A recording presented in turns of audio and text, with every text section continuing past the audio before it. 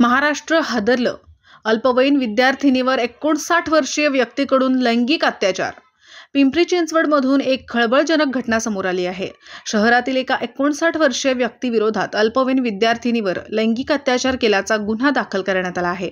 सदर घटनेमुळे परिसरात एकच खळबळ उडाली आहे.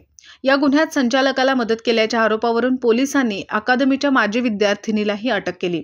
मुलीच्या वडिलांनी तक्रार दिल्यानंतर मंगळवारी संचालकाला अटक करण्यात आली.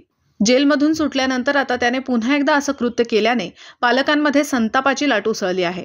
गुन्हा दाखल होताच पोलिसांनी आरोपी शेख आणि त्याला मदत करणाऱ्या विद्यार्थिनीला अटक केली आहे. घटनेबाबत मिळालेल्या अधिक माहितीनुसार रावेत परिसरातील एका अकॅडमीच्या संचालकानेच हे कृत्य केल्याचं समोर आलं आहे.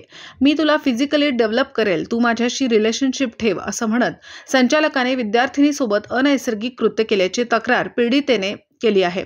तक्रार दाखल झाल्यानंतर पोलिसांनी अकॅडमीचा संचालक आणि एका माजी विद्यार्थिनीविरुद्ध पॉक्सो बाल लैंगिक अत्याचार प्रतिबंध कायद्याअंतर्गत गुन्हा दाखल केला आहे. धक्कादायक बाब म्हणजे आरोपीवर या आधी 10 वर्षापूर्वी देखील अशाच प्रकारचं कृत्य केल्याने कारवाई झाली होती. त्यावेळी देखील त्याला पोलिसांनी अटक केली होती.